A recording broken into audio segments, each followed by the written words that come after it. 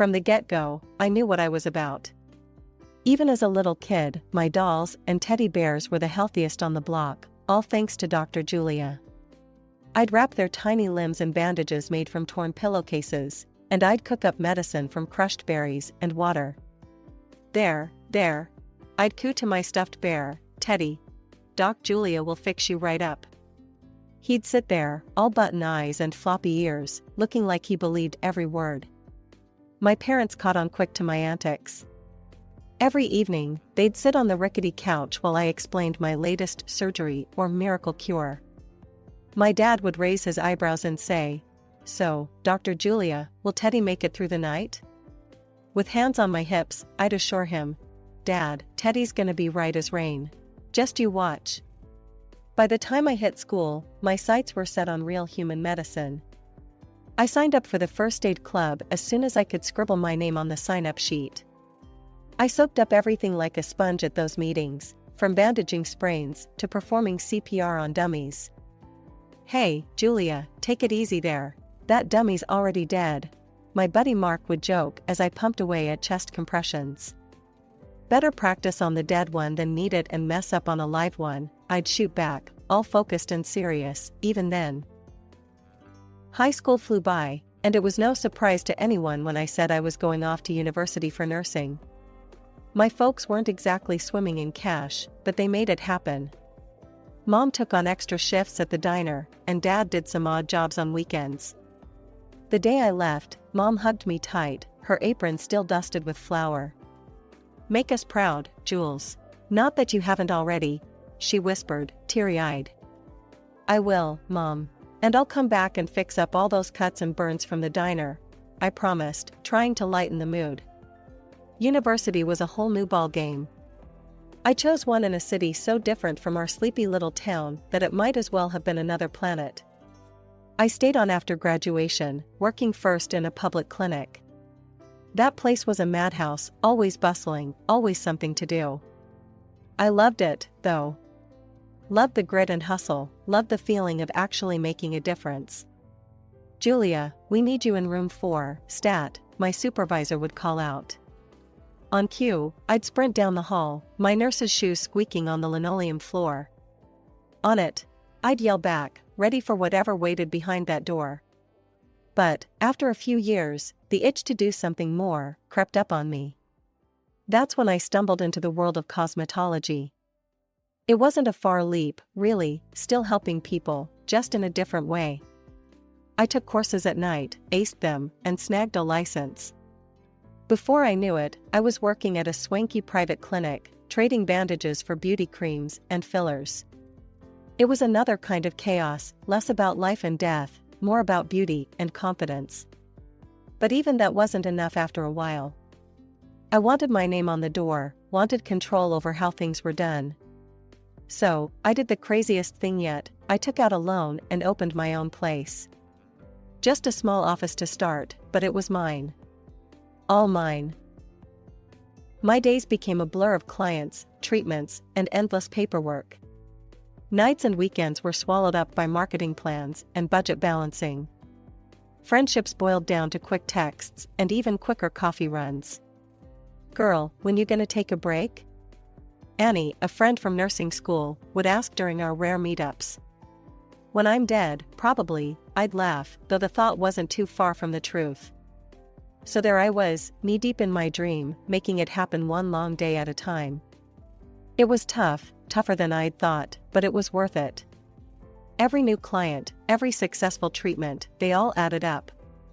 I was building something that mattered, at least, to me. Life's funny, you know? Just when you think you've got it all sorted, it throws you a curveball. For me, that curveball was Michael. I met him at a bash Annie dragged me to. The kind where the music's too loud, the drinks are too strong, and I'm wondering what I'm even doing there.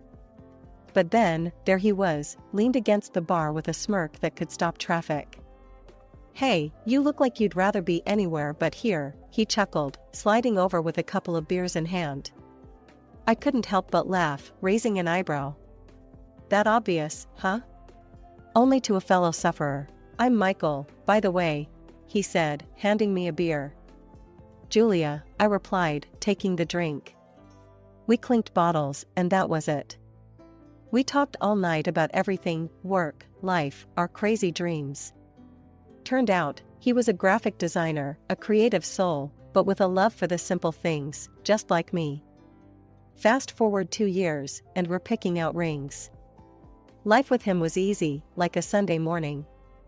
His mom, Linda, was a real gem too, helping us plan the wedding like she was born for it. "Oh, honey, these flowers will look divine with the tablecloths," Linda would say, bustling around with that planner of hers that never left her side. "Thanks, Linda, I'd be lost without you," I'd admit, meaning every word. She had an eye for detail and a way of making everything seem effortless. The big day came and went in a blur of vows, laughter, and dancing. Michael moved into my rented apartment shortly after.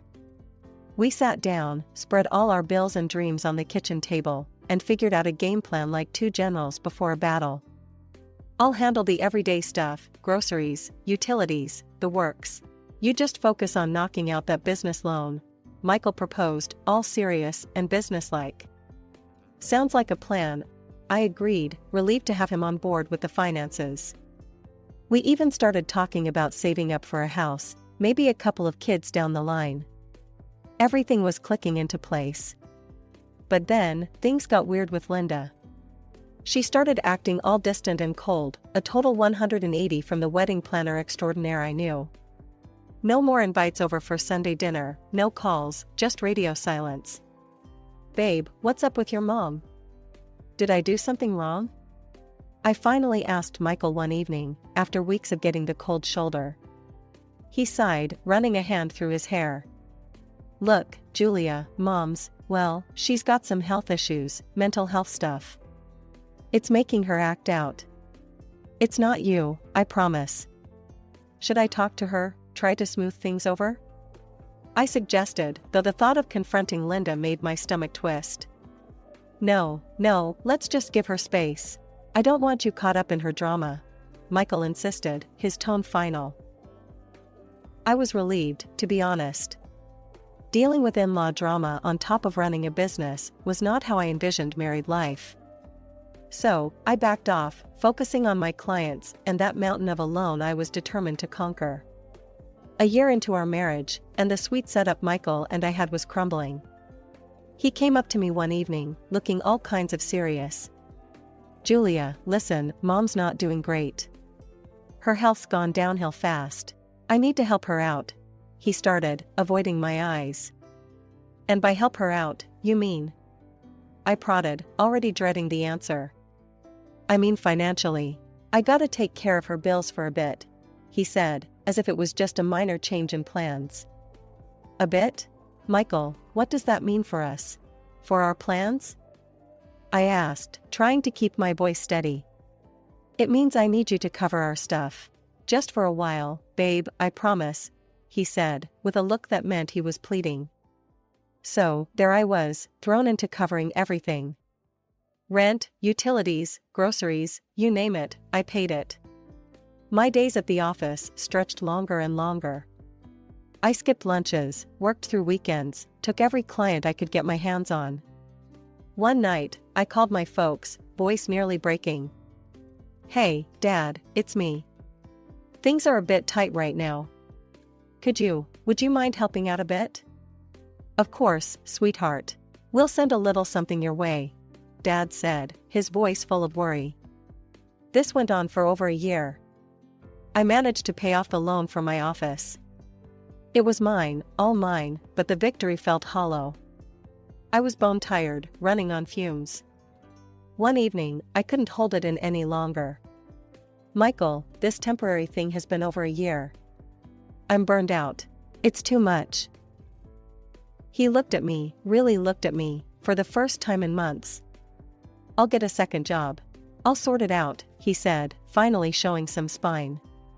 True to his word, he got that second job, but it was like trading one problem for another. Now, he was never home, and when he was either too tired to talk or too stressed to be the man I married. Months rolled by, and nothing changed. The money he gave me for the house was a joke, barely enough to cover a week's groceries. "We need to talk, Michael. This isn't working. Where's all your money going?" I demanded one night, frustration boiling over. "I'm doing everything I can, Julia. All my money? It's going to Mom, to her care. You know that." He shot back, voice rising. "That's not good enough. We have our own life, our own bills. What about us?" I yelled back. He paused, then dropped a bombshell. "Maybe it's time to think about selling your office. We could use that money." "Sell my office?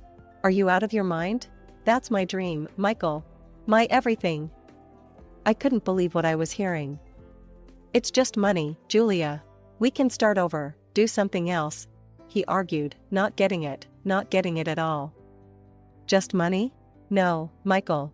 That office is me, it's my hard work, my passion. You want me to sell my soul too?" I snapped, each word sharp as a knife. Our home became a war zone after that. Nights filled with shouting matches, days filled with silence. He'd slam doors, I'd throw pillows. It was ugly, real ugly. "You don't see it, do you? I'm busting my back here, for us, for my mom," he'd yell during our fights. "For us? When's the last time you did something for us, Michael? I'm carrying us all on my back and it's breaking, damn it."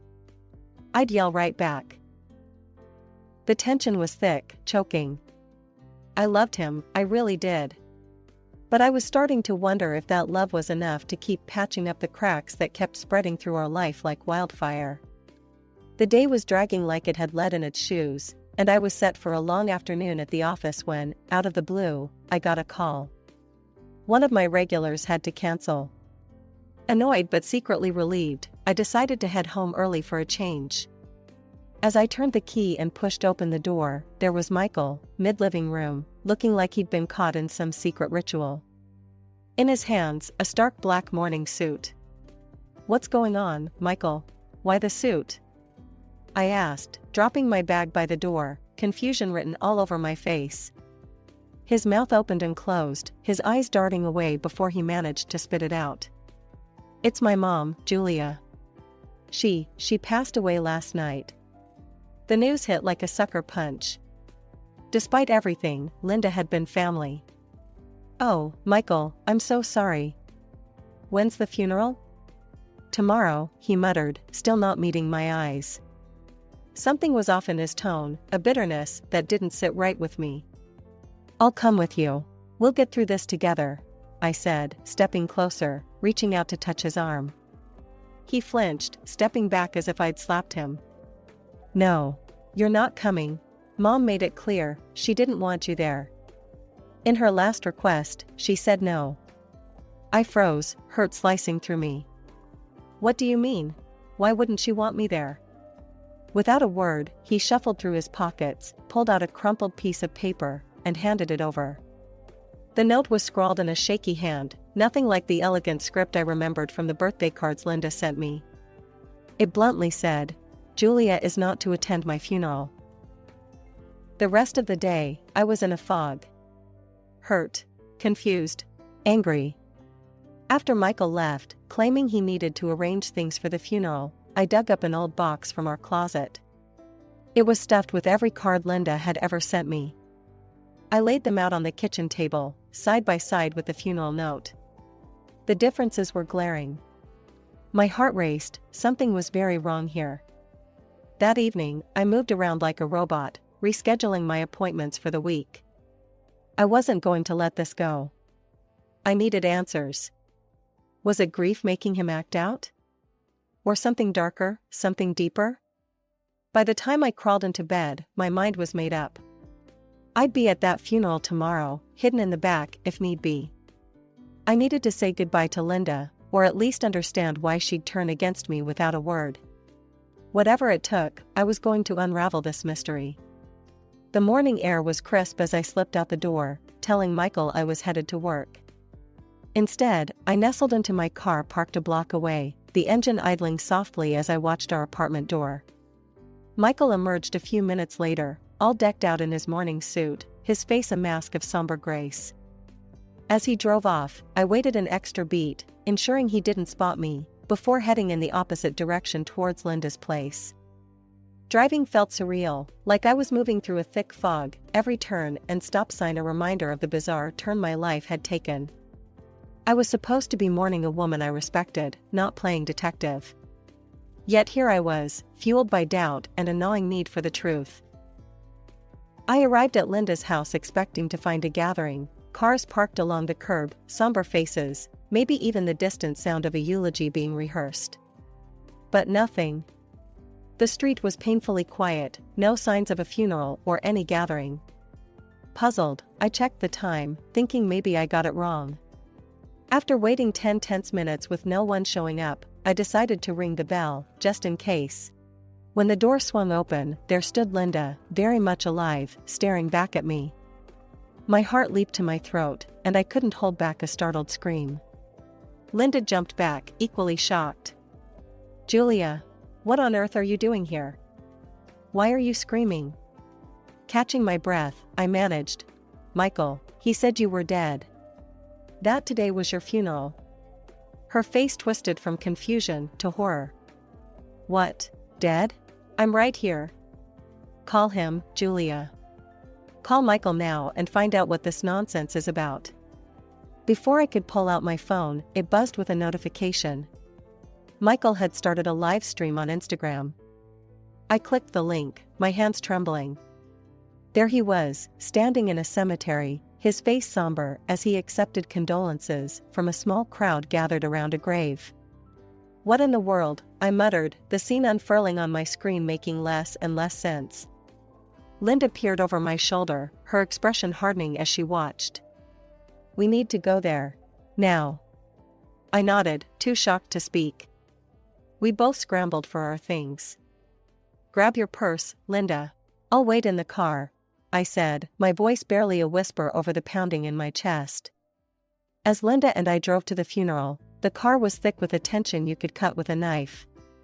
I kept glancing over at her, watching her face shift through confusion, anger, and sadness, all swirling around like a storm. It was me who broke the silence.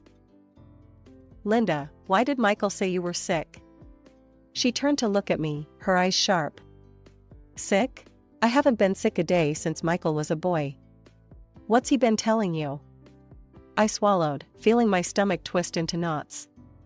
"He said you were getting worse, that he needed to help you. He's been taking our money, saying it was going towards your medical bills." Linda's face flushed a deep red. "Medical bills? That lying?" She cut herself off, taking a deep breath. "Julia, I gave him money because he told me you were struggling. Said your business was failing and you were drowning in debt." "My business? Failing?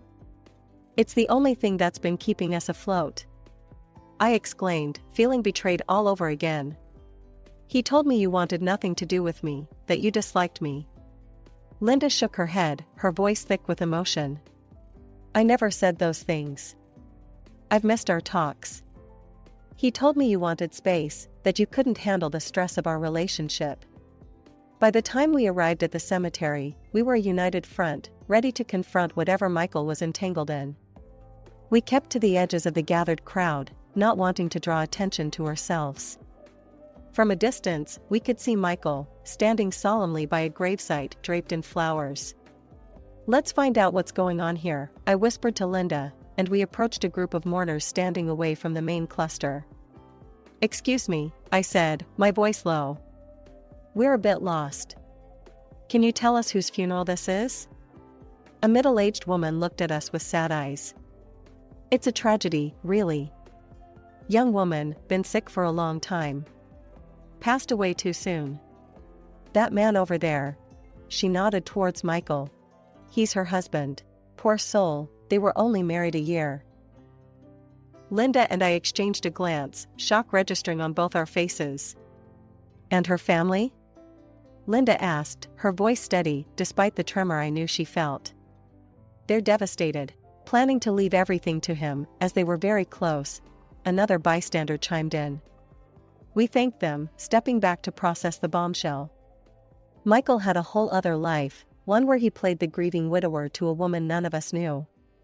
The deceit was staggering. As the funeral procession started to move, Linda gripped my arm.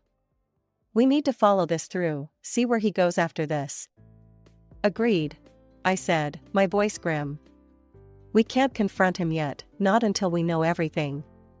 We got back into the car, trailing the procession from a safe distance. My mind was racing, every piece of the puzzle so far, painting a picture so ugly I could hardly believe it was real. "We'll get to the bottom of this, Linda. Whatever it takes," I promised her as we drove. She nodded, her face set in determination. Linda and I pulled up behind the last of the cars in the funeral procession, parking a little way down the street from a large, beautiful house with its door swung wide open. We exchanged a glance, steeling ourselves for whatever lay ahead, and then we walked towards the house, the murmur of voices guiding us to the living room. Inside, a man, older, with a somber, dignified air, was speaking to Michael, his voice thick with grief. "You're our son now, and everything we have, our home, our business, it will all be yours." It's what she would have wanted after everything. Michael, his face wet with tears, looked up and responded with a choked voice. "Thank you. I've lost my parents long ago. Being part of your family means everything to me." Linda couldn't take it anymore. She burst into the room, her voice loud and clear, cutting through the thick air. "When exactly did I die, Michael?" The room fell silent. Heads turned. Michael's face went from sorrow to shock in an instant. "Mom, what are you doing here?" I stepped up beside Linda, my own anger flaring. "Yeah, Michael, explain to us all how you could be married again when your wife is very much alive." The elderly couple looked from Michael to us, confusion etching their faces. "What is this? Who are these people?" the woman asked, her voice trembling. Linda took a deep breath, her eyes never leaving Michael's face. "I'm his mother, and this is his wife. His first and only legal wife, as far as we knew." The revelation hit like a thunderclap. The room erupted with voices, the couple demanding an explanation from Michael. He stumbled over his words, trying to maintain his composure. "There's been a misunderstanding." "No, Michael, no more lies," Linda shouted, stepping forward. "Tell them the truth." Under the weight of so many eyes, Michael's facade crumbled. "I needed the money," he blurted out. I lost big at cards. It was supposed to be temporary, just until I could pay back the debts." The couple recoiled, horror dawning on their faces as they absorbed the depth of his betrayal. "You deceived us at the cost of our daughter's memory," the man said, his voice low and menacing. "You will leave our house, and we will reclaim every cent spent on you. Expect to hear from our lawyers." Michael turned to me, desperation in his eyes. "Julia, please. I didn't mean for it to go this far. I can fix this." I looked at him, really looked at the man I had married, seeing him for the first time. "Fix it? Michael, it's broken beyond repair. There's nothing left to fix." As we stepped out onto the street, Michael followed, falling to his knees. "Please, Julia. I'm scared. They'll kill me if I don't pay them back." Linda stopped, turning to look at her son one last time. "You should have thought of that before you betrayed everyone who loved you." "I can't help you. Not anymore." With that, Linda walked away from her son, her steps firm. I followed, not once looking back at the man sobbing on the pavement. We got into the car, the sounds of Michael's pleading fading into the background. The morning after we drove away from that sham of a funeral, I was up early, my mind a tangled mess of betrayal and disbelief. Despite the chaos, I knew my next step was clear: I needed a lawyer. Finding out where I stood legally seemed like the only way to start untangling this mess. By 9, I was sitting across from Mr. Carlson, a no-nonsense lawyer with a reputation for getting things done. "Julia, let's start with the basics," he said, his voice steady, pulling out his glasses and a notepad. "What exactly are we dealing with?" I laid it all out, the lies, the 2 marriages, everything. When I mentioned the divorce papers Michael had supposedly filed, Mr. Carlson raised an eyebrow. Let's see those papers, if you have them. I handed over a copy. He scanned them, his frown deepening. This signature, you're saying it's not yours? Absolutely not. I never signed anything. I didn't even know he'd done this until yesterday. Mr. Carlson set the papers down, clasping his hands together. Well, that's fraud. Clear as day. We'll need to report this to the police, and we'll push for charges. As for your marriage, we can contest these documents easily. The legal gears started turning. I went from the lawyer's office straight to the police station. Explaining the situation to a sympathetic officer, I watched as she typed up the report, her keystrokes punctuating the heavy silence. Mrs. Thompson, we'll take it from here. We'll need to bring him in for questioning, she said, handing me a copy of the report. With the wheels of justice slowly grinding, I pushed forward with the divorce and sued Michael for financial compensation for the years I supported him and for the emotional wreckage he left behind. The parents of his second wife, stunned and hurt, filed their own lawsuit to claw back every penny they'd poured into Michael's lies. As the court cases dragged on, Michael's facade crumbled under the weight of evidence. He was convicted of fraud, his tears in court earning him no sympathy from the judge or anyone else he'd deceived. He ended up paying a hefty sum in compensation, scraped together from selling whatever assets he had left before he fled the country, chased by the shadows of his debts. With the money, I breathed new life into my cosmetology office, expanding it and hiring staff who shared my passion for beauty and care. It felt good, building something real and solid out of the ruins Michael left behind. Amid all this, life decided to throw me another curveball. During a routine doctor's visit, I found out I was pregnant.